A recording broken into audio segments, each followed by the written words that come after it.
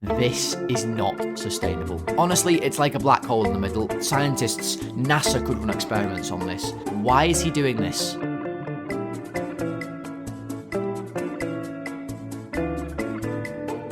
Right, hello everybody, welcome back to the Golden Sky. I'm Tom, and today it is time for the first tactical analysis video of the Andoni Iraola, the Doc Ock era at Liverpool. 2-2 draw with Newcastle. We're going to look at the game today and everything that you need to see from it. There's some interesting things in this one, so let's not waste any time. Let's get right into the clips from the game that I've pulled out. Let's see what we can find. Let's go and talk through them to start the video. Alright guys, so if you are new to this type of video, I will just quickly say what we do here is go through some photos that I have pulled out from the game. I can't play videos, that is not allowed on YouTube's platform, but I can do it in photo form. Still image form is okay. So we're going to go through and we just sort of annotate and I sort of give you my thoughts on the team. And I will say in this video, guys, if you've watched any content over Liverpool since this game happened and seen anybody talk about it, Cara talked about it a lot on Monday Night Football last night. I'm not going to say anything new in this game because, listen, it doesn't take a football genius to work out what was wrong with Liverpool in this match, and I'm hoping that our manager can also see that and that our players also can recognise that. Cara was super critical on Monday Night Football of our midfield, of our signings from last year. He even went as far to say that he thinks last year's transfer window could go down as the worst transfer window in Premier League history. Reminder, we only drew the first game of the season away at Newcastle. So maybe a little bit of a stretch from Cara, but I do see his points. And we're going to start off here with the first goal for Newcastle, believe it or not. So what I want to look at straight away is Xhake's on the ball, no pressure. Newcastle were not really interested in coming to press our centre-backs the whole game. There isn't going to be any clips in this of us playing out or Newcastle playing out. No side really did it much in this one. Newcastle were in their low block. It was a 4-5-1 from Newcastle. You see the 4 and the midfield's a bit skewed with Stur attached to Wirtz in the middle. And then Osula up front on his own, splitting the two centre-backs. The thing that I want to point out, and I'm going to point this out consistently, is Liverpool's midfield. You've got Gravenberch and Szoboszlai playing as a double pivot and Florian Wirtz playing ahead of them. But the positions of these three are so unusual in this game and for this goal and at times during this match that I can't get my head around it. And I can't work out if it's a personnel thing or a manager thing. And I don't really know which one I prefer. But we see these three here. For me, this is not normal already for all three of our midfielders to have their back to goal. That seems to me, you would never see this at PSG, ever. Vitinha, João Neves, Fabian Ruiz would never all have their back to goal. That's one. So, let's just move it on. Gravenberch comes to feet. He wants to bounce the ball with Xhake and draw Visser on. But just look at Szoboszlai and Wirtz now. This is a real problem immediately. And you can see the mindset of these players. These three players, to me, all, Gravenberch, Szoboszlai and Wirtz, all have way too much of an attacking mindset to play as a three with the fullbacks that we also have. Look at Kerkers and Frimpong, high and wide. Okay, admittedly not too high and wide. We're not seeing them out here. But high and wide. Meaning that Gravenberch, at the minute, is the only midfielder in all of this space. Okay? He bounces the ball to Xhake. And look, Szoboszlai wants to go on. He wants to go this way. And Wirtz wants to come this way. Wirtz likes getting the ball to feet. And Szoboszlai just keeps running away from the ball in this. It's you might think unusual, but Szoboszlai is not a midfielder to set tempo. He never has been. I don't think he ever will be. That is not his game. He is a runner. He's great at shooting. He's a great delivery.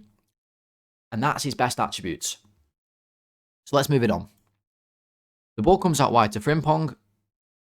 Now we're drawing Newcastle onto us. Barnes is coming on. Visser's up on Xhake. Miley wants to come up on Gravenberch. Stur's on Wirtz again. But look where Szoboszlai is now. This is the second player in our double pivot. So a reminder, we're playing a double pivot of Gravenberch and Szoboszlai. They're now in a vertical line. This is not a sustainable practice at all. And there's our other midfielder. If I just connect the three there. and Verts, they're now in a triangle. And Verts almost come back as that one in the double pivot. But this doesn't make any sense whatsoever. Nonetheless, we move it on. And Gravenberch gets the ball. There's a lovely turn. This is a trademark of his play. Turns away from Miley. And we're away. We've beaten that line of press. It's good in isolation, but the structure is wrong. And this is a really worrying thing to see in your first game of the season. Because this midfield structure is wrong. You've always got to think about what are you going to do if you lose the ball. Because you get counter-attacked and scored on. With Kirkus and Frimpong, where they are so high and wide, or in this situation, definitely so wide, it just leaves a massive gap in the middle. And you'll notice watching this game, there was so much space in the middle of the pitch all the time. And it's because our midfield is AWOL. Verts is in a decent position for a number 10 here. It's Szoboszlai that I'm worried about. Why is he on the last line when we're building up here? And when Gravenberch gets this ball, he wants to drive forward to the edge of the box, which he does brilliantly. And you might look at this from a lens of, well, we've cut Newcastle apart, and if Gravenberch just plays this easy pass to Szoboszlai, then we're in. If Gravenberch just has a shot, they probably don't score. They probably don't have a counter-attack and score. If he maybe even just slips this one to Isak. What Gravenberch tries to do is the most insane decision I've ever seen. But he tries to play it to Gakpo, and I just can't understand how he has seen that pass in all my life. I don't get it. But look again at our midfield three. This is our midfield three now. They're in a diagonal line, all of them on the edge of the box. Here's our front three. Do you see the problem that we have? If we mess this up, if Newcastle tackle us, which is exactly what happens, we mess it up, we are goosed immediately. And that's what happens. Gravenberch plays this ball. It's a really poor pass, an individual error, and he was really guilty of this during this game.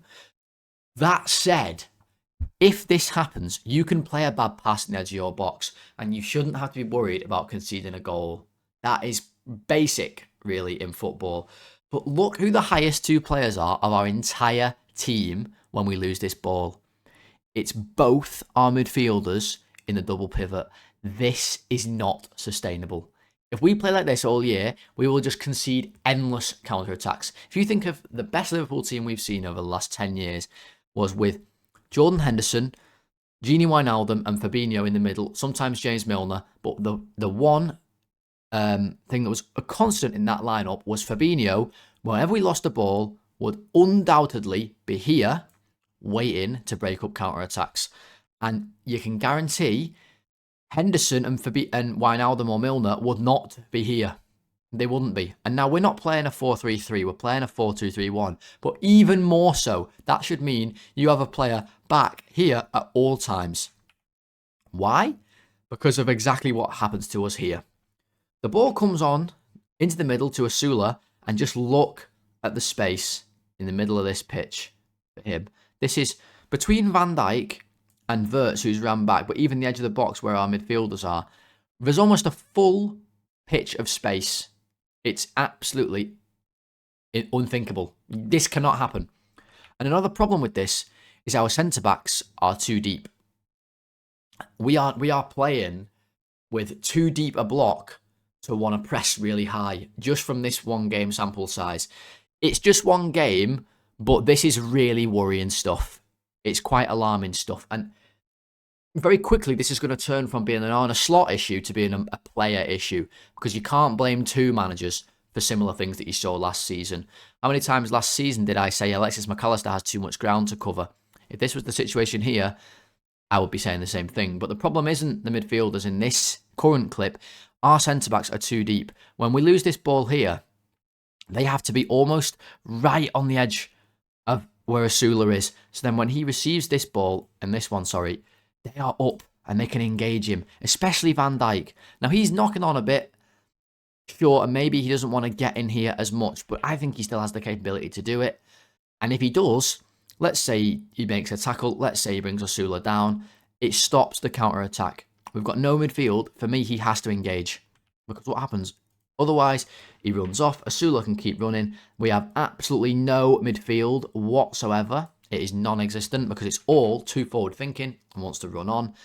Kirkes gets done by pace. He's trying his absolute hardest to run back.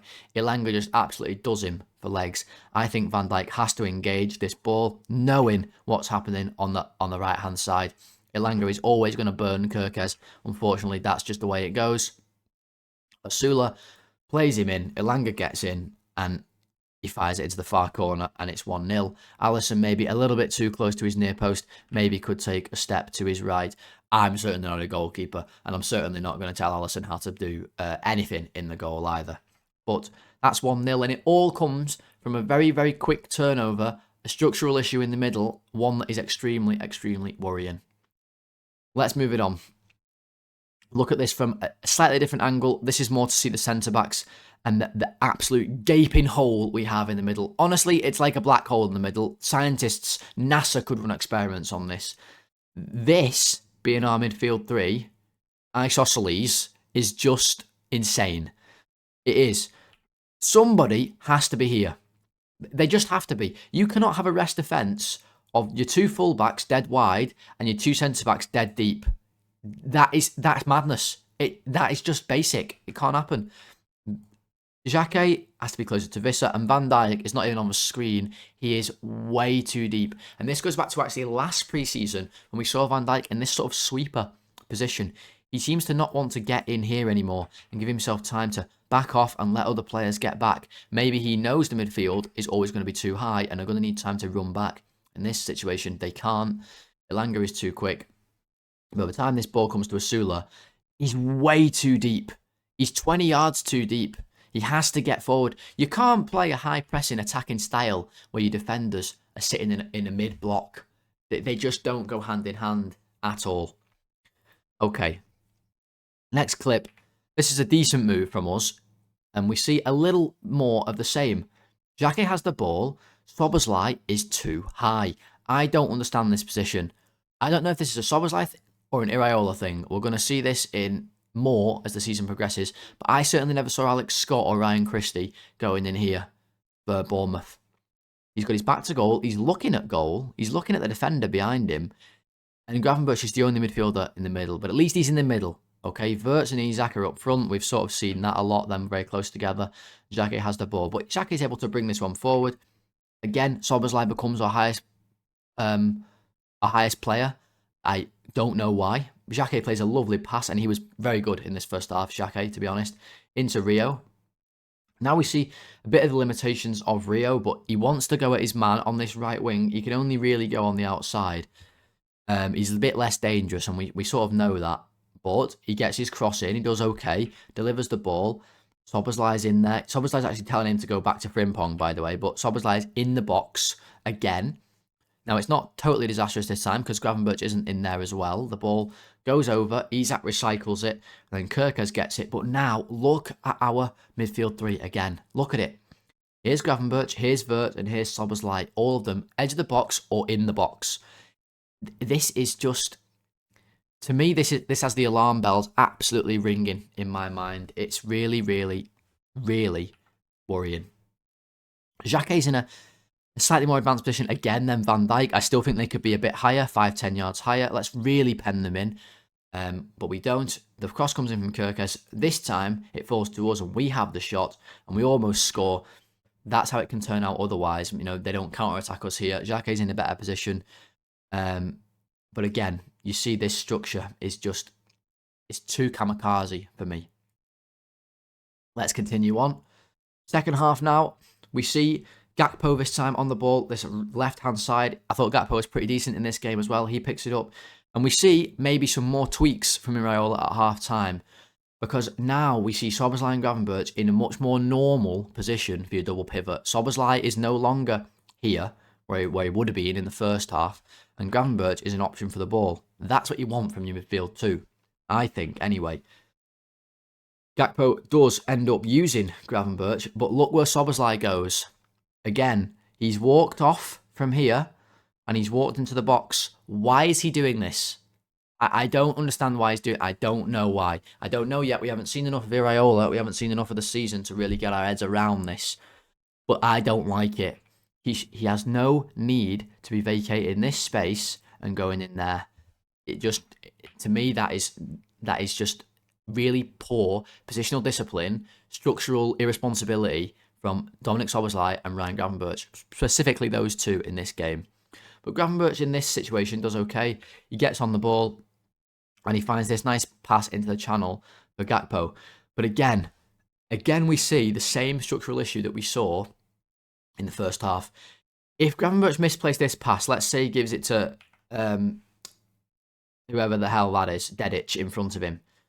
If Dedic wins this ball and he finds Asula, all of a sudden, we're in the exact same spot. Here's Van Dijk's toe, and then no midfield at all. Literally zero.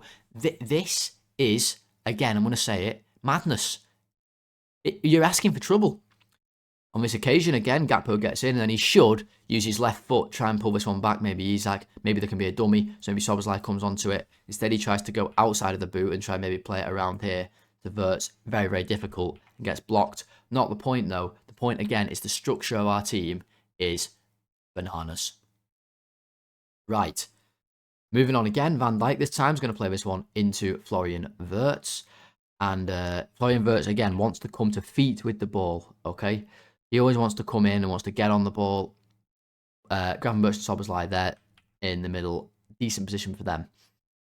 Now, Wirtz gets on this ball and plays a nice pass into Kerkez, who we saw in this game high and wide all the time. Different to last season when we saw him with Arne Slot as almost part of a back three defence when we had the ball. This time in a much more familiar position, high and wide, and he does a good thing here. Gets wide, draws on the fullback and plays the pass inside to Gakpo, who's tucked in nicely. And we get a bit of a sighter from this. Gakpo, edge of the box, he's dangerous at shooting from here, as we're going to see in a second. Hits this one, trying to go for that far corner. Hits it just round the post. A good effort and a sign of things to come. A nice move from us. Now we see Gravenberch in the perfect position. That's where I want him to be. And Szoboszlai also, not over here. So this is good. Nice move from us, getting Wirtz on the ball, getting the fullbacks involved. That's more like it. Then it continues again. Wirtz gets on the ball from Van Dijk. He started to come to feet, started to get on it a little bit more. Gravenberch and Szoboszlai in that normal position. Wirtz rises the challenge of Stir and is able to turn and now play a really lovely pass. This was his best pass of the game. Into Gakpo's feet, who's come inside again off that flank with Kerkez giving us the width. That's a nice little tweak, whether that's an Iraola tweak. We didn't really see Gakpo do that much last season when he was on the left. He never really came inside. So I'd like to see that there. Wirtz finds Gakpo, and then he's able to take the ball on the half turn, and all of a sudden we've broke the lines, and we're away. We're driving onto the back four of Newcastle, which is good. This is how you cause teams problems, and we're going to cause Newcastle a problem in a second. The ball comes out to Frimpong, and he wants to try and square this one to Isak. Doesn't quite get enough power on the cross, because Frimpong can kick the ball approximately with the same weight as a small child. Thiaw comes in and cuts it out. But the ball falls out, and what you see is when you sustain attacks properly, when you set up with a nice rest defence of your two midfield players in the pivot, not all going hell for leather into the box. When they clear the ball, we're able to pick up the seconds, and we can sustain attacks, and Newcastle are out of position.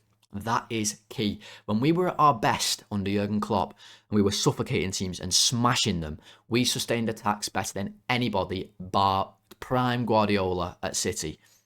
And we were damn close as well. We would absolutely kill teams by constantly having attacks, not letting them breathe, not giving them free kicks, not letting them have counter-attacks. And all of a sudden, players get tired, they get shifted out of position, and you can see Stir here. He's pointing at Gakpo, he's saying, I don't want to go in here. This is one of you two have got to deal with him. And Visser is pointing. He's saying, Gakpo's there. He wants Stir to come in and mark him. There's a bit of confusion. They haven't had time to get set in their positions again because we've picked up the scraps. Szoboszlai's going to play it to Gravenberch. He goes to his midfield partner. And now Gravenberch is going to wrap this one into Gakpo, who is stood in a nice position again. In that middle where he's kind of floated into. Wirtz is really high this time next to Isak. And Gakpo took up that spot. Gakpo takes it, hits the shot. Wirtz on the left, where usually these two would have been kind of swapped. Gakpo has a good strike, and it goes in, and we're 1-1. Nice play. That's what happens when you sustain attacks. And that should have really led us into a period where we dominated until we scored. And it looked like that was going to happen, and that's what this clip is all about. We started to really apply some pressure for about 2.5 minutes to Newcastle until it all just went tits up again. Rio this time, playing the ball into Isak. Now, he's got a couple options. He can go to Gravenberch. He can go into Isak. He chooses the forward one into Isak. He gets his pass a little bit wrong, and it falls to Gravenberch. Now, nothing wrong at all with Gravenberch hitting this one on his left foot. I'm going to point out the positions of our midfielders again. This is absolutely fine. No problem with this. And you can see in the second half, generally, it was a bit better. So I do think Iraola maybe said, Dom, you can't go and stand in the box, especially not when Gravenberch is there as well, right? But then, it's what happens when the ball ricochets back to Gravenberch that I have an issue with. Doing this flick on the edge of the box. Now, listen, in hindsight, you can say this is a disaster and he should have never done this. It's just a flick on the edge of the box. It, again, shouldn't lead to a goal. If you set up correctly and you do things right, it shouldn't lead to a goal. You're on the edge of your own box. Newcastle's highest forward player is like well in your own half. You're absolutely fine. But I do think Gravenberch could maybe just pass this one to Rio, stood in front of him. Maybe. He tries the much more difficult flick backwards to Isak, sorry. And he gets picked off. That's twice now he's lost the ball for us. Visser is Newcastle's furthest man forward when they get this ball. And for him to be able to carry the ball as far as he is when he's in this situation is insane. And it shouldn't be allowed. Szoboszlai comes over. He's not in the worst position in the world. And at this point, the attack should end. It has to end here. He has to pull his shirt, pull him over, take the ball, take them both, just wrap him up, give him a hug.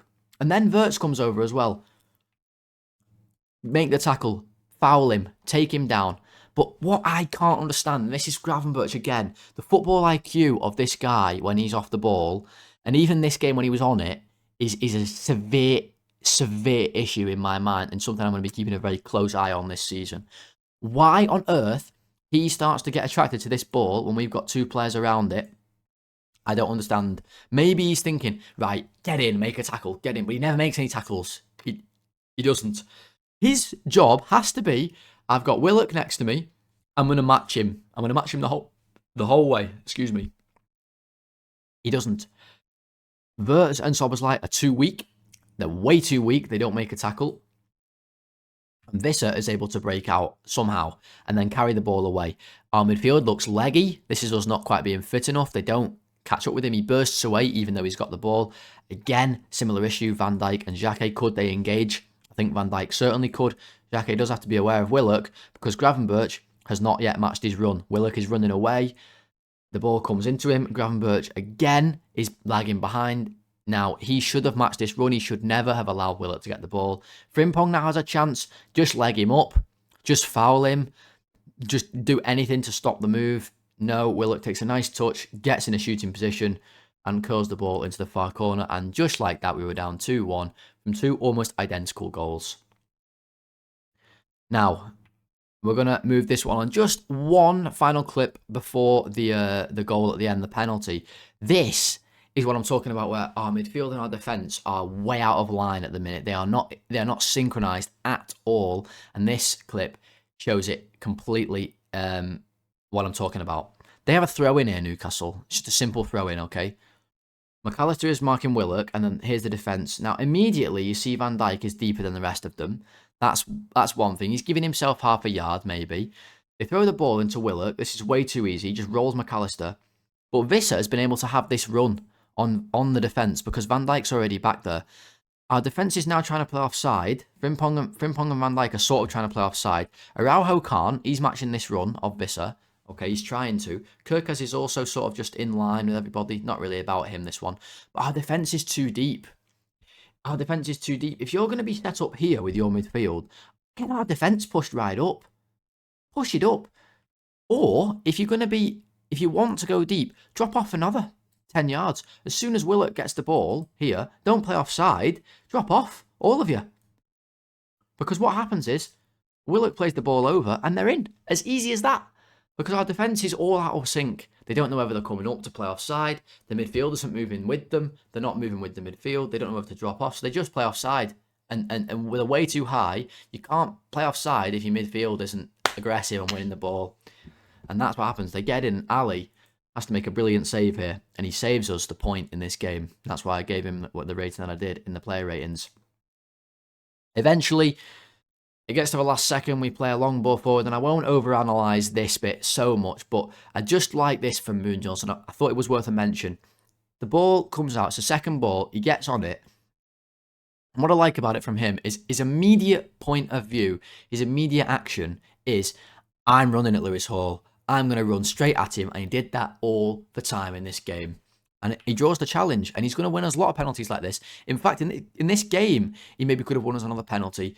When the ref gave a free kick here, and Munoz was played in, and Lewis Hall bundled into the ground, the ref had already blown. I think that could have been a penalty as well, if the ref didn't already blow his whistle. But he runs straight at Lewis Hall, draws the challenge, goes around him, it's a clear penalty, and that enabled us to snatch a point. Nice bit of play from Munoz, loved the aggressiveness, just wanted to lead that in for a bit of credit for him. And then we'll finish on Szoboszlai's penalty, which is this pixel here in the absolute top corner. What a penalty, balls of titanium. To snatch a point after his positioning during the game was maybe what left us in this hole, along with Gravenberch and some others, in the first place. Alright then guys, that is going to do it for today's video. I really do hope that you did enjoy it. If you did, please do leave a like on it. We are trying to get to 40 likes on every video. Subscribe to the channel if you are new as well. We're trying to get to 600 subscribers. Hype the video. Follow me on TikTok. The link is down below. Podcast listeners, 5-star rating and reviews. I hope you all enjoyed. Looking at some structural issues, there are definitely some worries about Liverpool early on in this season. Let's hope we iron them out, and hopefully they'll be better as the season progresses and at home as well. We will see. We'll be back with the preview on Friday, I believe. That will be the next time I make a video for Nottingham Forest on the weekend. Until then, everyone, I hope you have a really good week. Thank you so much for watching. Remember to like, comment, subscribe, all that good stuff. And I will see you in the next one. Goodbye.